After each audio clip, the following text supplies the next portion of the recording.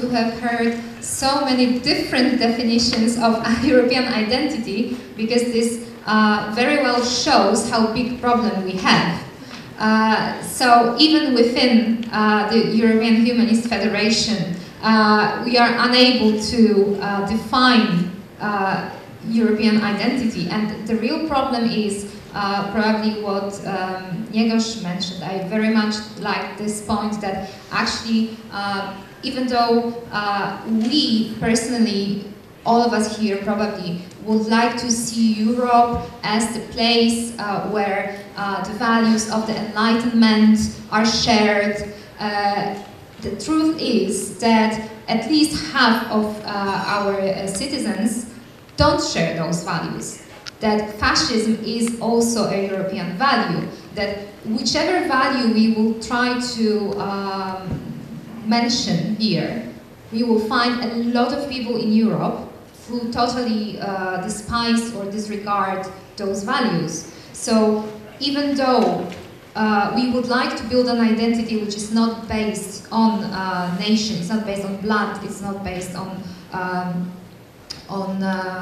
genetics, it's really so hard to find those values within the culture, within the civilization that we all share. And it's been so clear that you all referred to all kinds of common cultural background, but it was different. For me, when I was traveling outside of Europe and had a chance to have some kind of view on Europe from outside, a few impressions that I had when I tried to see, is there any difference between Europe and Europeans and the people from outside?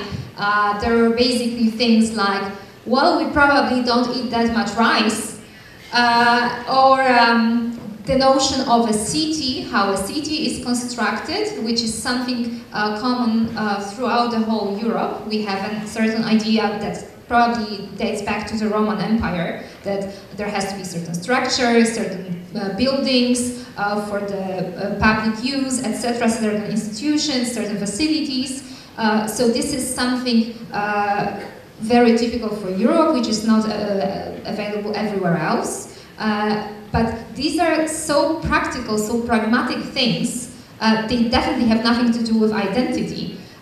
So if you add to it that we actually don't speak the same language, and it's so hard to learn all of these languages, or even to learn one of them, because we cannot decide which one it should be.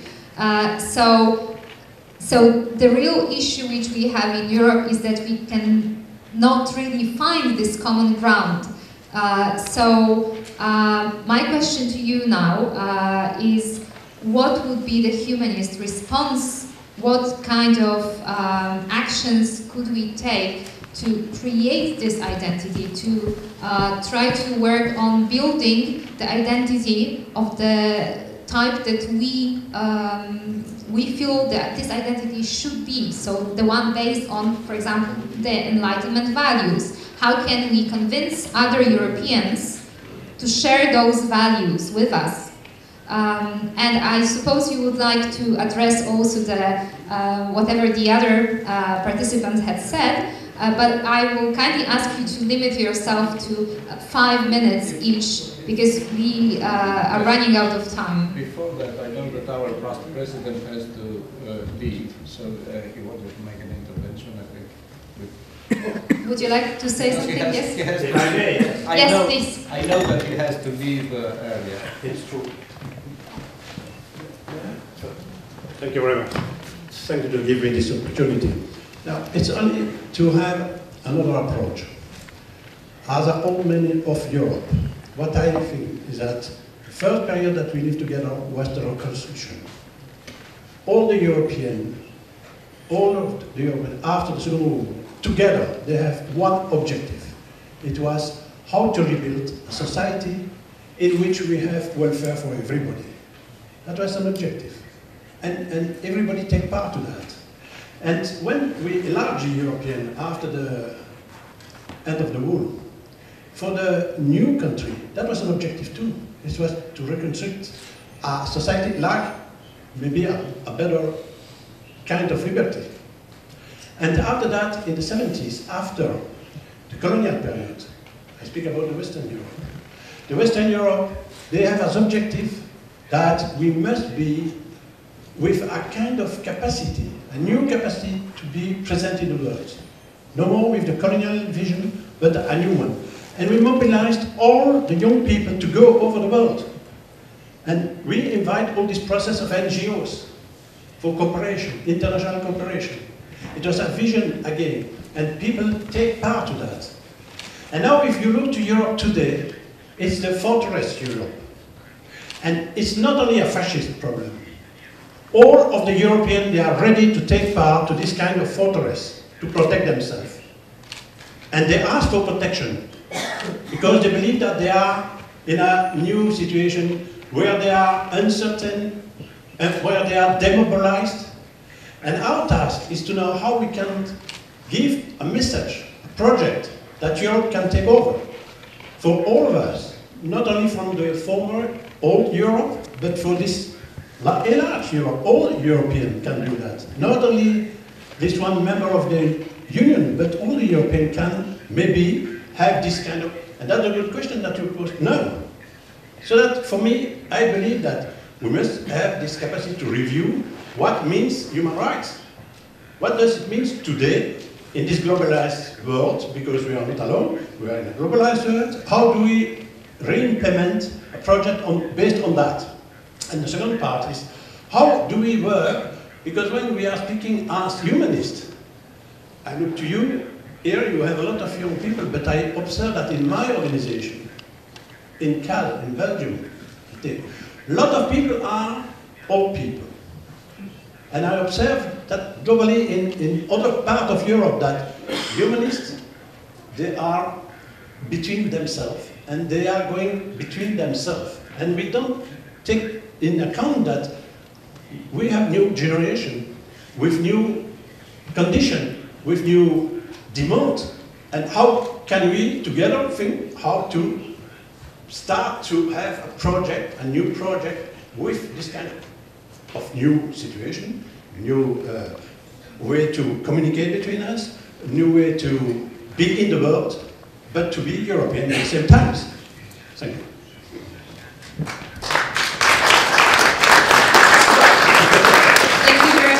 This contribution. And now I would give the voice to our panelists. Please try not to speak more than 5 minutes each. Thank you, Cara. I doubt I shall be 5 minutes. A couple of...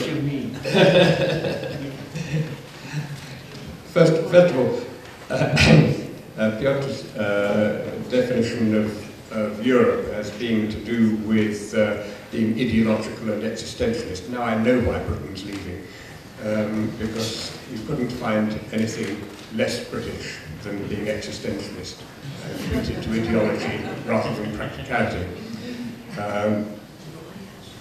That said, more serious points. Kaya was talking, others said already, that fascism is also a European invention. I'm not a good enough historian to know whether that's literally true, but certainly fascism has played its part in European history. But it's not a European value, it's a nationalist value, or it's a movement, a value of a movement. It's not shared. They may share tactics, but they don't share objectives. And so it can't serve as a unifying European value, I think. One thing that I do think is been mentioned, but I think it's worth underlining, is the rule of law. The idea that our rulers are subject to the law just as much as we are. And that is a sophisticated and advanced thought. It's not something that you find commonly arising. But it's that underlay, for example, in Britain, the Magna Carta, whose, what is it, how many centenars is it we just passed? I can't remember. 800. 800th centenary we celebrated a couple of years ago. And it was that underlay the Bill of Rights as well. This was a way of reinforcing to the king whom we had imported to get rid of our Catholic, James II. Yes, sorry, more like that, okay. To tell him what the rules were. But those rules were already established. It wasn't an invention then, it was something that had grown. Now, as to the future, because if I'm going to come in under 5 minutes, I need to get a move on. I see one thing that is extremely important for a future for Europe, and that is to build our unification, to build on our unified values, in particular through education.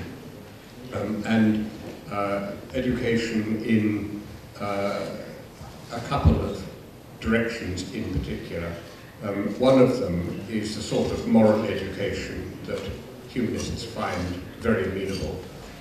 But the values that we would want to advance for a civic morality, as well as a personal one, those are values that are widely shared way beyond the non-religious humanist movement. And they are already finding a place in educational systems in many countries. The second bit of education, I think, is about history. And it's a reformed history teaching we need. Too often, history in the past has been taught in a thoroughly nationalistic way. But here is something that the European institutions can help forward, and indeed are beginning to do, providing history syllabuses or critiques of other history syllabuses that are based on a European view, wider than the nationalist view of what has happened in the past, so that we can all learn from history. Because learning from history, I think, is vital if we, as it's often been said, are to avoid repeating mistakes of the past. And that sort of thing is beginning to happen through some of the work of the Council of Europe and some of the work of the OSCE, which has been sponsoring the provision, the writing of history syllabuses for the former Yugoslavia, to try to reconcile some of the deep differences there. Okay, that's, I think, my 4 minutes, I don't know.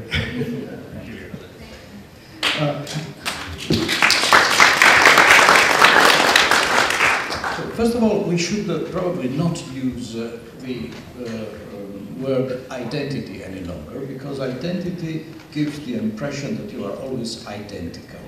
So I would suggest that rather than identical, we are not identical to what we used to be in the past. So when we talk about what Europe is, we shouldn't think of something that can be applied to what Europe is, was, and will always be. Rather, I would suggest to use the concept that an Italian historian that was half Italian, half French in a way, because he lived in a frontier area, people living in a frontier area, like Renan, like Federico Chabot, the one I'm talking now, and Sipar Valiket, myself, I'm coming from the frontier region too, are always a little bit more sensitive, probably, to this kind of, like those coming from totally different, from diverse backgrounds. I would suggest to use the phrase sense of individual, sense of historical individuality, because an individual changes throughout the ages, like social bodies do. And I would just like to tackle the problem of the dark side of Europe. Of course, when we say what this sense of historical individuality should be, we are using and we are proposing a prescriptive, not a descriptive idea of what Europe is. That is what we think we should be, and what the legal principles that are in force today in all our nation states and at the European level prescribe it should be. We learned from our dark history. Europe is not a triumphal march throughout the centuries. It is because of the attempted suicide that we made 1 century ago, with its follows, with what follows 30 years later, the 2 world wars, that we decided that we would never have something like that again, and that we should come back to the best part of our historical heritage. Never again, ni wieder, jamais plus ça, nunca más, mai più, nikad više, I don't know, I know a little Croatian, I don't know Polish, but translated in whatever other language you want. That was the starting point of the European institutions, and that was the prescriptive idea that was built upon what best we had in our historical heritage.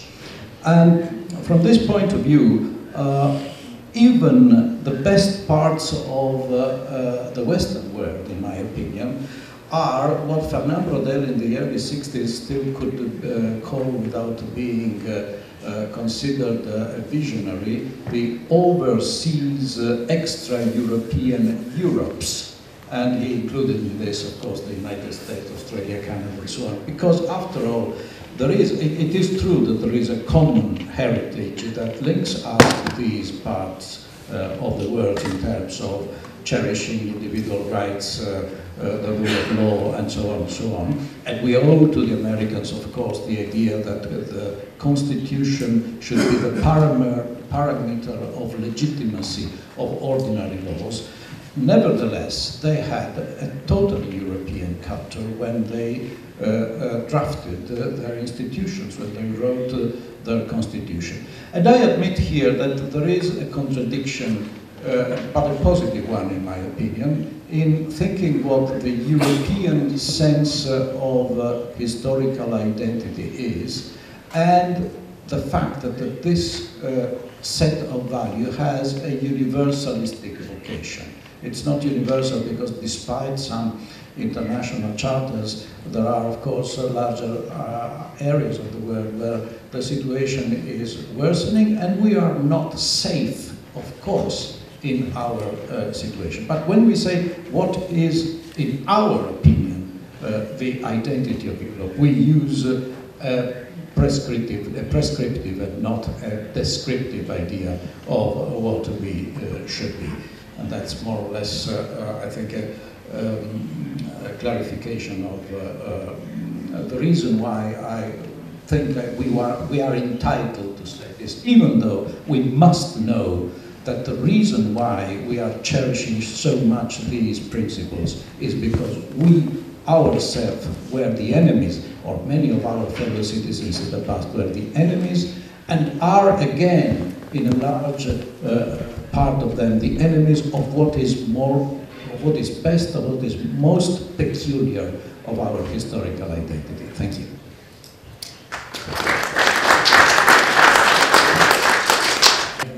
Which we are confronting here. Well, this is a big political battle, and there are lots of different issues involved. I mean, what I see in Europe, the one reason for the rise of the far right is the collapse of the left, basically in most of Europe. And I identify with the left politically, and just I think that a lot of the people who are voting for these parties are from the traditional left-wing constituency. There were people who 20, 30, 40 years ago were voting for a Labour Party, Socialist Party, and so on, and in different kind of social democratic parties. And a lot of them are now kind of lost, and they are now vulnerable, and they are being taken advantage of by the far right, because the liberal parties, the center right and conservatives and so on are not, and the social democrats, whatever is left of the social democrats, socialists and Labour Party and so on, are not really addressing the issues which are important for these people, and for a lot of them it is economic actually.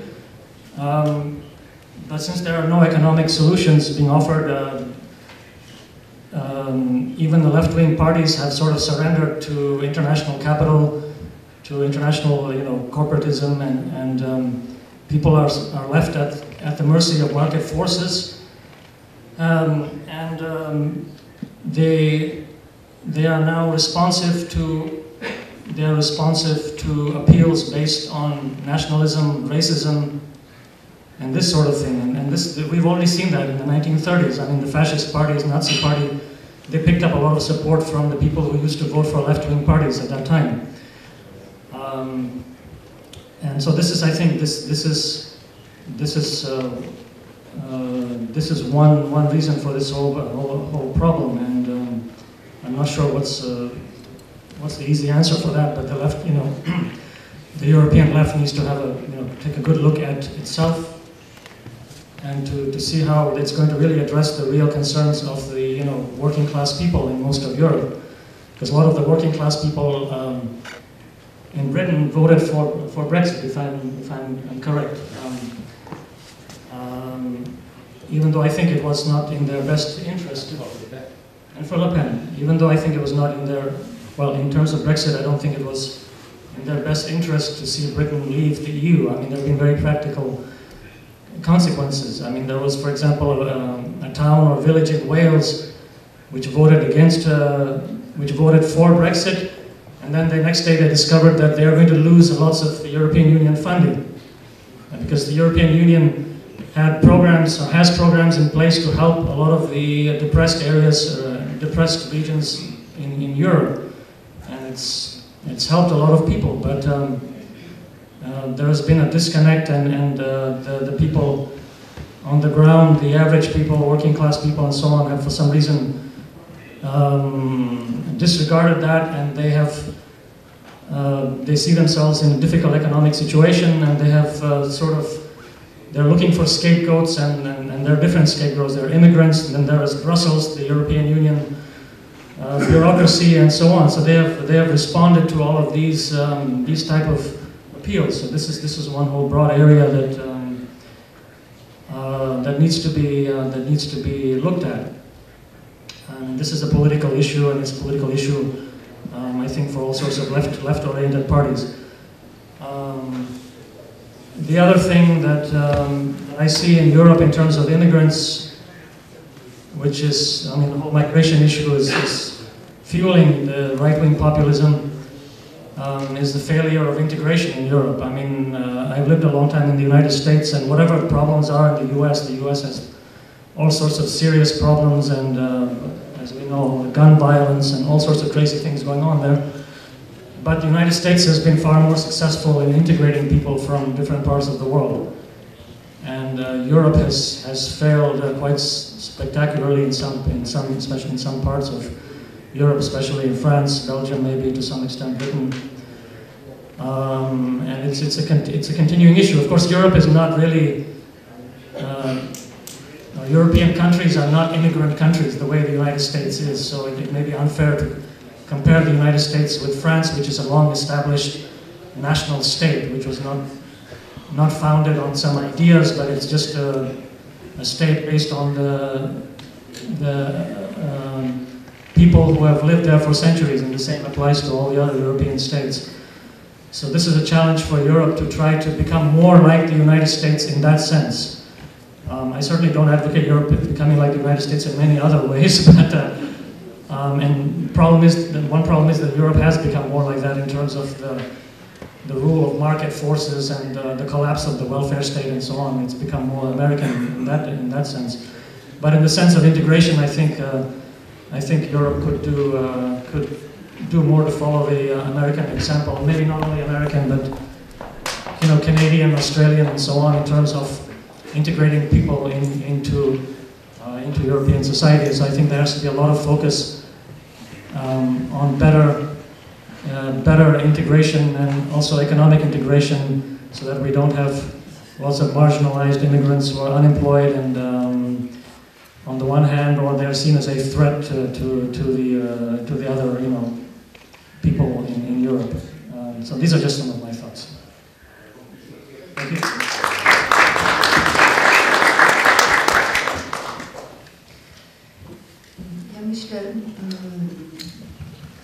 Ja myślę, że zajmowanie się tożsamością w jakiś taki sposób planowania, budowania tej tożsamości naszej współczesnej chyba nie ma znaczenia, bo tożsamość po prostu cały czas się wydarza. Natomiast ważniejsze jest, i myślę, że to jest to, co my tutaj robimy w tych naszych stowarzyszeniach, czy to, co możemy robić w szkołach, na uniwersytetach, czyli ważniejsze jest, by z jednej strony pokazać właśnie te różne wartości, które były wytwarzane, negatywne również, żeby pokazać historię. No i dzięki oczywiście historii w takim szerokim sensie. Tutaj już był wspomniany ten czarny okres czy II wojny światowej, czy przede wszystkim dla mnie ważny jest ten okres kolonializmu, bo jednak świadomość tych relacji, które zachodziły pomiędzy poszczególnymi kulturami, poszczególnymi kontynentami, powinna być naszym udziałem, bo to też jest ten element, który pozwoli nam zrozumieć, kim jesteśmy, ale po co? Po co nam w ogóle tożsamość? No, to, co najważniejsze, to chyba budowanie relacji, bo teraz w świecie, który ma taki charakter coraz bardziej zintensyfikowanych relacji, nie tylko społecznych, ale właśnie wielokulturowych, w świecie multikulturalizmu, w świecie globalizacji, chyba najważniejsze jest budowanie właśnie relacji. I to powinniśmy robić świadomie, zarówno na poziomie politycznym, czyli takiej ogólnej, prawda, płaszczyzny, jak również w takim indywidualnym wymiarze. No bo polityka czy kultura nie wydarza się w jakimś się rejonie abstrakcyjnym, tylko to jesteśmy my, którzy idziemy do urny i głosujemy na jakieś partie, my, którzy jesteśmy w jakichś instytucjach i albo przyjmujemy, albo odmawiamy przyjęcia komuś, prawda, obywatelstwa czy wejścia do danego kraju, to jesteśmy my, którzy podejmujemy dyskurs z ludźmi, których spotykamy na ulicy. No więc w tym sensie bez przede wszystkim takiej strategii nie tyle powiedziałabym integracyjnej, co właśnie edukacyjnej na różnych płaszczyznach. Ta nasza, zarówno to bycie Europejczykiem, jak i nasza tożsamość się nie wydarzy. No ale myślę, patrząc właśnie na tradycję budowania różnych, choćby stowarzyszeń i tego takiego działania od strony obywatelskiej, które w świecie, już powiedziałabym szerzej zachodnim, jest bardzo popularne i jest też takim elementem kształtującym Europę, myślę, że możemy dużo zrobić, tak optymistycznie.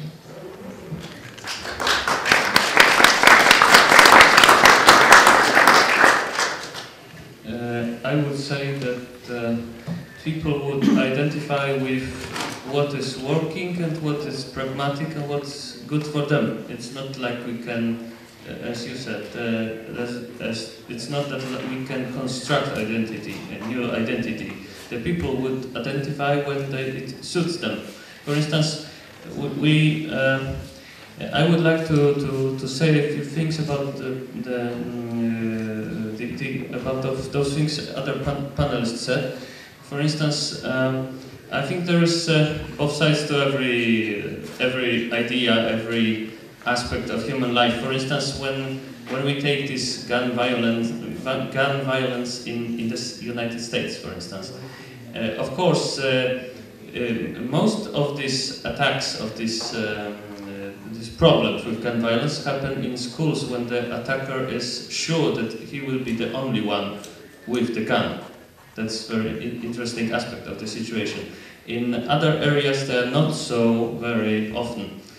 And in the schools, because all the other people who will come to the school will be deprived of the guns. They can carry arms, just not in schools and in several other public places. So and of course, okay, when the people have guns, then they can, for instance, avoid such massacres like in Bataclan in Paris. For instance, there was there was a presentation of the Muhammad caricatures in Garland in Texas, and there was no massacre because the attackers were immediately stopped by a first man with the gun. And we very often forget about that we can have different ideas than the Americans, but they are not necessarily bad because they are not European ideas. The same with the capital punishment. Of course, we can point out that sometimes they are very unwisely stated, but for people who murder a couple of people, we can ask ourselves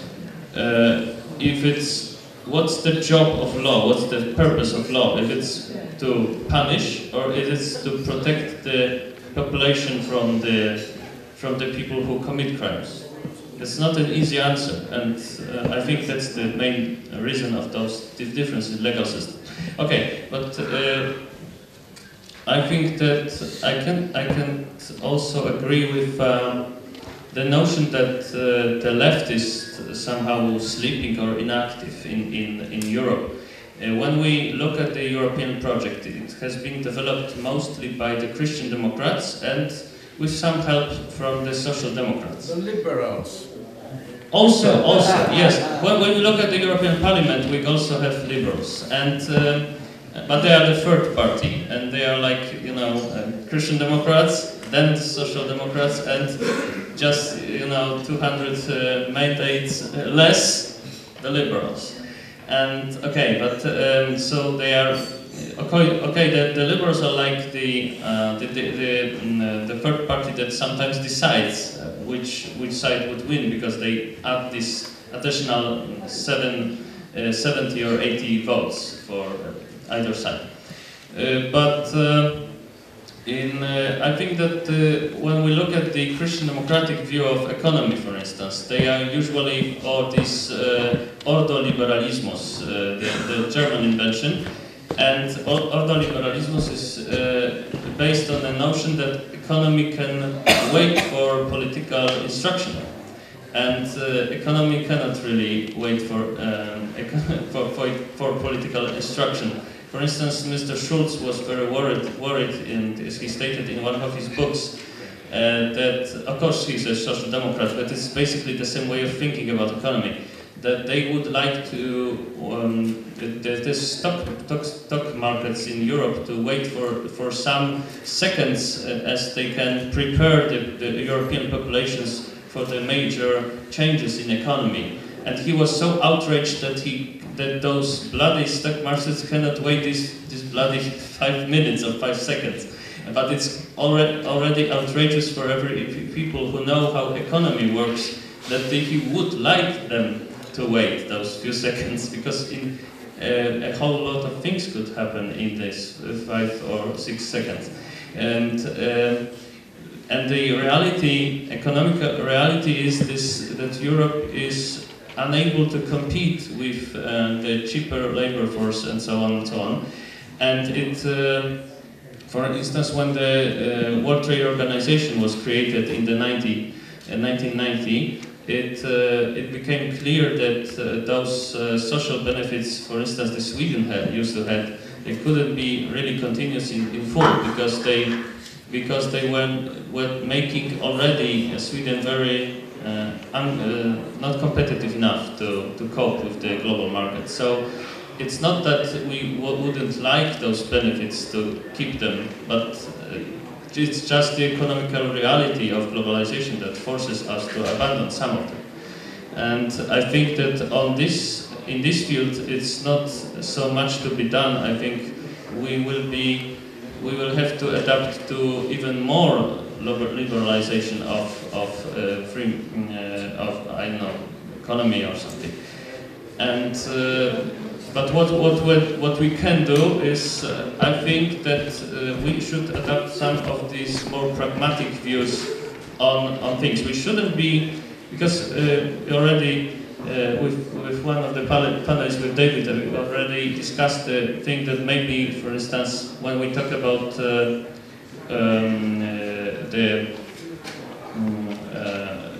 about the freedom of expression in Europe, that we are sometimes very worried that that some ideas would bring back the shadows of fascism and communism, and political fascism and communism didn't happen, for instance, in the United States, and they are less frightened when such ideas come, and we have this tendency of thinking that everything almost could be potentially fascist or communist or something.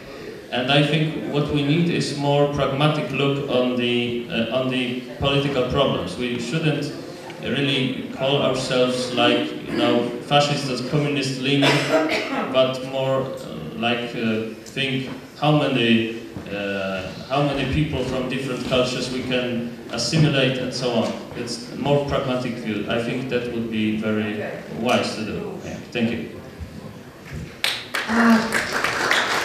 Our time is up. I will allow only David to take 2 more minutes because he was the one to speak the least of all.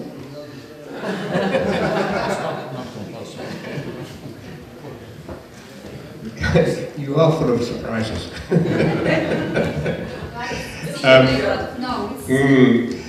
Okay. I think I'm not going to react to what the others said, but just add an extra note. It does seem to me that the European Union has a great opportunity if only it can get its act together. And perhaps the shock of Brexit will enable the 27 to make a new start. And this relates, in fact, to the idea that globalization and economic liberalism are unstoppable. I'm not sure, well, it is plainly true that no individual state can stand against the forces of rampant, uncontrolled capitalism. They would get punished too rapidly.